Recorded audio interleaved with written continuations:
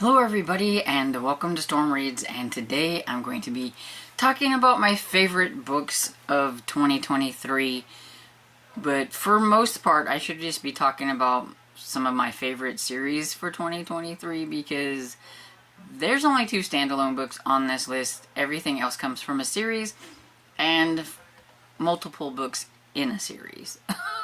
Not all of them have multiple books, but for the most part there's quite a few multiples. And so I may have like a favorite out of the series I read multiple from, and then I may not. I don't know. But I'm just going to mention all of them because, you know, why not? So I have absolutely no clue how many books are on this list. 17, 18 maybe, 19. But if I was to just count it by series, it would be like maybe 9. I don't know. It's just, you know how I am. I read a series, so I think that just, you know that pretty much most of my favorites are going to come from a series. So the first series I'm going to talk about is Rexford and Sloan. It's one of my favorite historical mystery series. I know you've heard me talk about it quite a bit. I read Murder at the Serpentine Bridge and then Murder at the Morton's Library, and that caught me up until the new one comes out, which I'm so excited because there is a new one coming out this year called Murder at King's Crossing, and so I'm excited about that. But yeah, this is about Rexford and Sloan, so Lord Rexford and Charlotte Sloan, and I feel like being this far into the series that I can't really say anything about these 2 books because I don't want to spoil anything. But I know there are some people that just jump into the middle of a series, but for those people like me who doesn't like to be spoiled for what's going to come next and everything, but I really like Lord Rexford and Charlotte Sloan and the 2 street rats that are in here, Hawk and Raven, and just their friends. We've got Kit and I can't remember the lady's name. Catherine or something like that. Oh, I was way off. I knew it started with a C. Cordelia. And see, that's why, because that is not a popular name. So, yeah. But yeah, I like her and Kit and everything. And so, yeah. So it's just a fun series. And if you like historical mysteries, you should really give it a try. And then the next one I have is also a historical mystery series, and you all hear me talk about this one all the time. And so that's the Gaslight series by Victoria Thompson. I read 5 books in that series and everything, but I am going to say out of the 5 books, though, I will say that probably number 17, which was Murder on Amsterdam Avenue, was probably my favorite. And that's just because some things were happening in this book that just made me happy and everything. But I can't say because I don't want to spoil anything. But I also read Murder on St. Nicholas Avenue, Murder in Morningside Heights, and Murder in the Bowery. And so, number 17 through 20. And so, yeah. This whole series could be just on my favorites, but I will just pick Murder at the Amsterdam Avenue. Even though I'm going to talk about them all anyway. And then, let's see, what's next? Oh, next is the Amish Mystery Series by Laura Bradford, because I finished Just Plain Murder and A Killer Carol, and it finished out the series. There was only 7 books in the series, so I read number 6 and 7. And I want more in this series. I really like this series. So this is probably my favorite Amish Mystery series. It's a little bit more on the serious side than some of the other Amish series, or cozy Amish Mystery series, because there's other ones that are quite serious in tone that aren't cozy. But, yeah, I really like Jacob. He's ex-Amish. He's been excommunicated. He can't talk to his family Claire, she is Englisher. She doesn't quite understand his world that he's come from and why they won't, like, talk to each other and things like that, and it bothers her a lot.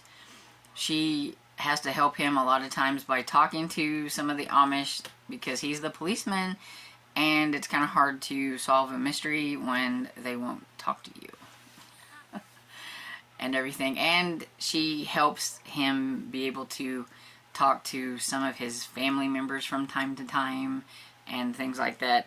They're really on the edge with getting themselves in trouble for talking to somebody who's excommunicated, but you know, they make it work and everything. And yeah, I really like that series.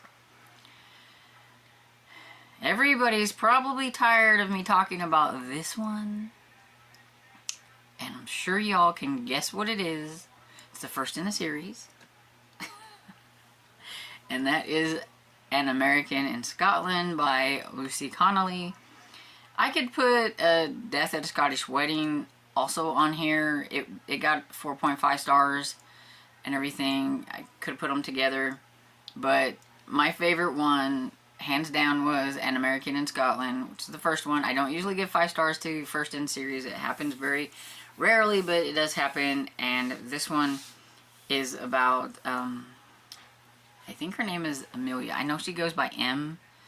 And she comes from America to Scotland, gets a job. She's a doctor in a small town, and she just kind of has to maneuver around some small town Scottish politics that she's not used to, and how things are run in a small town in Scotland, and has to deal with Ewan, who is the laird of the town and owns pretty much everything that she's...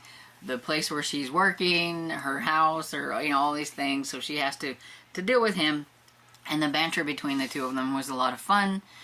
There wasn't quite as much of the banter in the second book, which is why it didn't quite get 5 stars. Because I thought it was just missing that funness that the first one had.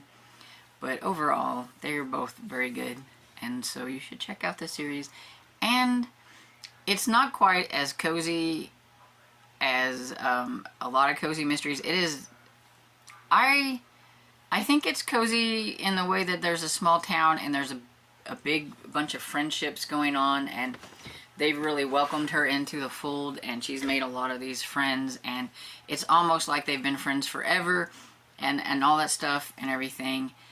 But the suspense and maybe a little bit of violence is a little bit more ramped up and a little bit more edgy, maybe, than a normal cozy. And so I think I would label this as just like just a mystery series. But it does have that coziness, so just know that going in, because it is labeled as cozy mystery. But some people might not think it's quite as cozy as they would like it to be. Especially in the second one, because like the main character gets injured pretty badly. I mean, not like, you know, horrible, like she is dying or anything, but she gets injured pretty badly and everything. And so that doesn't normally happen in a cozy mystery, so just giving you a heads up. And then this next one is just on here for funsies, more or less. I gave it 5 stars out of love of the author and his method of madness when it comes to some of my favorite horror books, and that is Man Ratten by Hunter Shea. I mean, what's not be fun about, you know, largish rats that are terrorizing Manhattan and going on killing spree and everything. My favorite kind of genre within horror is killer animals and creature features and things like that. So this is my kind of horror. I don't like a lot of that psychological horrors and things like that. I find it quite boring. But if I'm going to read a horror book, this is my kind. And so I really liked it. And so it's on here. And then the next one is Fire and Rain by Julie Mulhern. It is the, okay, it's the 15th or 16th? 16th book in the Country Club series. I didn't get to the newest book out because it came out in December, and I like to listen to the audiobooks because that's how I've done this whole series, and so I have to wait until that comes out, and so it won't be coming out for a few months. But yeah, I really like Ellison and Anarchy in the 1970s setting, and it's just a lot of fun. It's not for everybody, but it's a lot of fun. My only two 5-star middle grades that made it on here was one that should have been in my like rereads list, and I think I forgot to put it on there, so I'll just put it here because I'm gonna still talk to it as Lindsay Curry makes the 5-star list. And Scritch Scratch and It Found Us. This one was the reread, still gave it 5 stars. And then It Found Us was the new one that came out in 2023. And if you like middle grade horror books that are quite spooky and has kind of a, I don't know, a lesson in history, I guess you could say.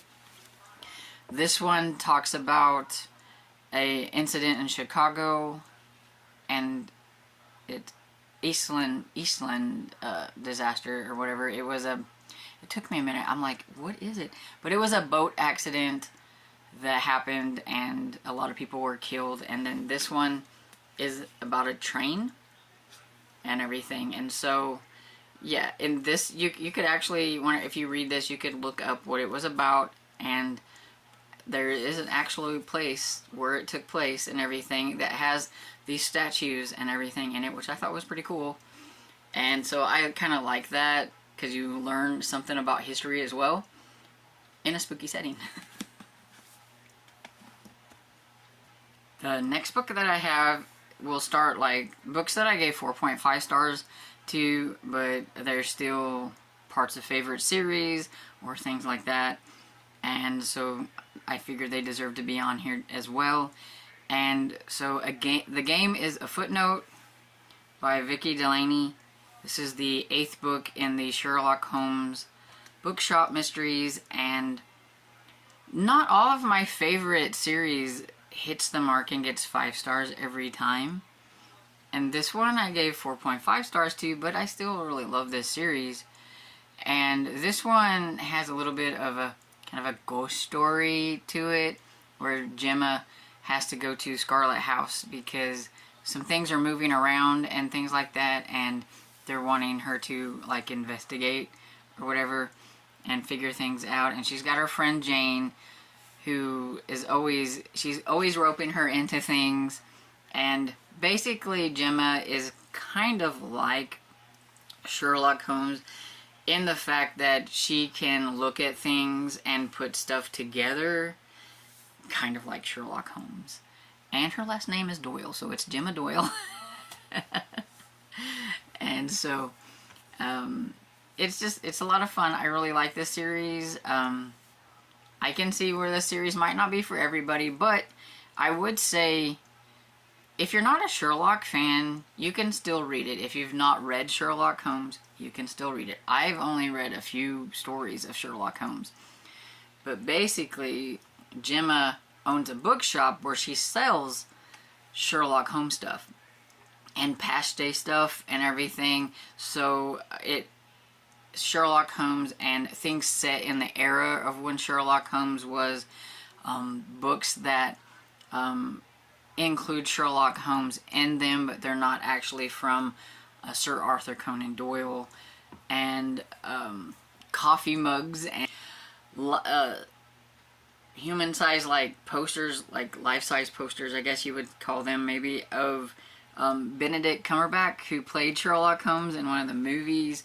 You know, it's just crazy things like that.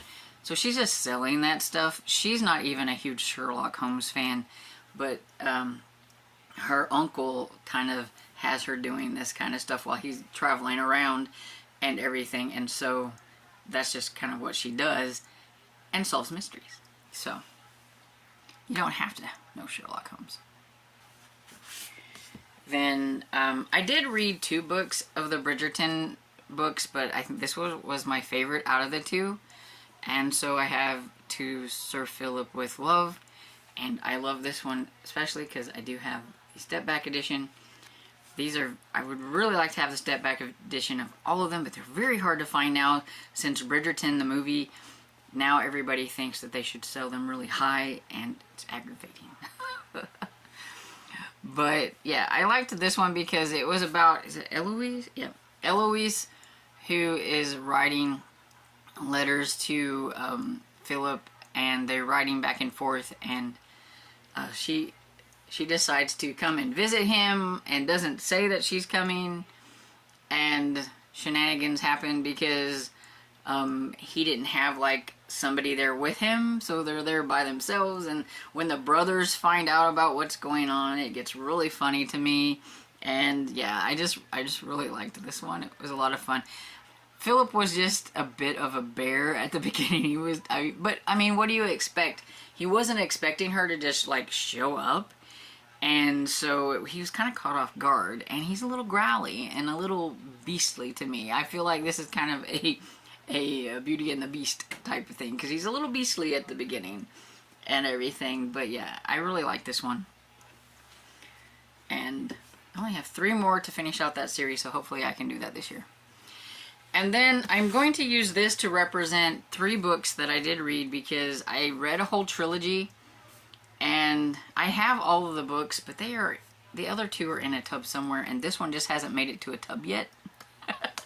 So I'm going to hold this one up for it, because it's the Lord's Trilogy by Sabrina Jeffries, and I read Pirate Lord, The Forbidden Lord, and The Dangerous Lord, and I gave all of them 5 stars. I really liked this trilogy. It was a lot of fun. And so yeah, it's about, well, like the first one is about, well, a pirate lord.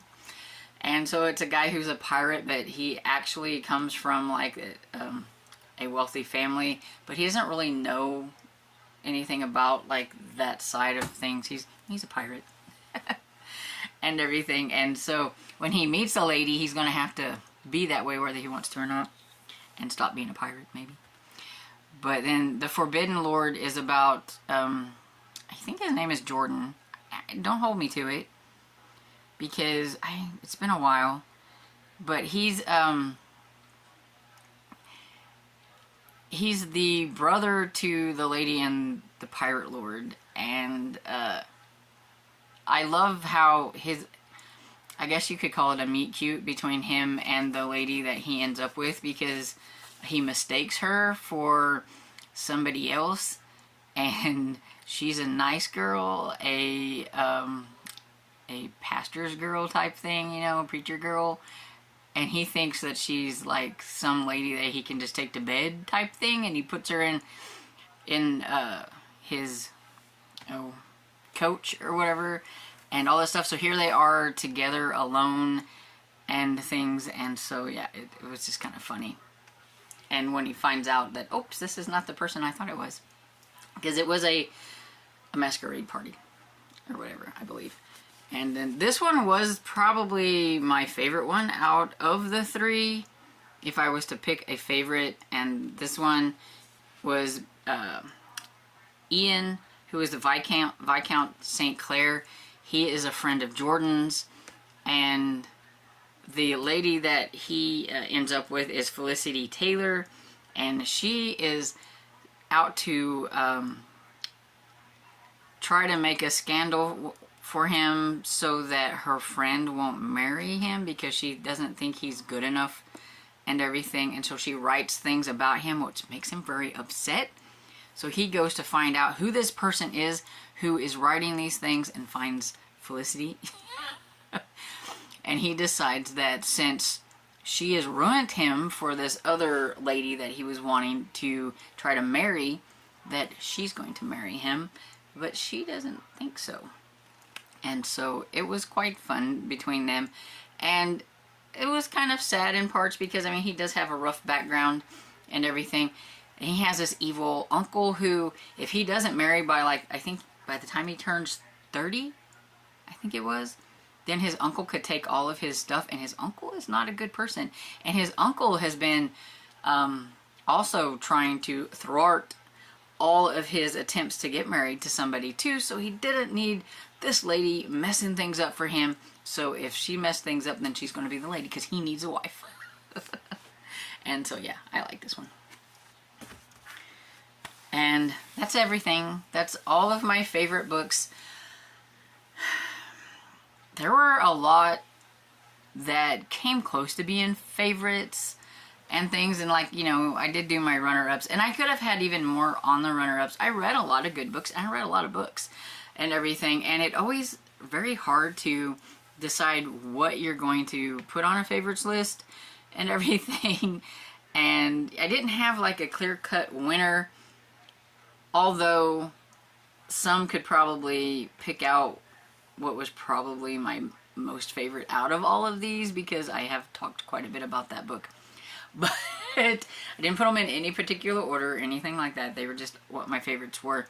So let me know what some of your favorite books were for 2023, and I hope you enjoyed this video, and if you did, please give it a thumbs up and subscribe, and I will see you on the next video. Bye.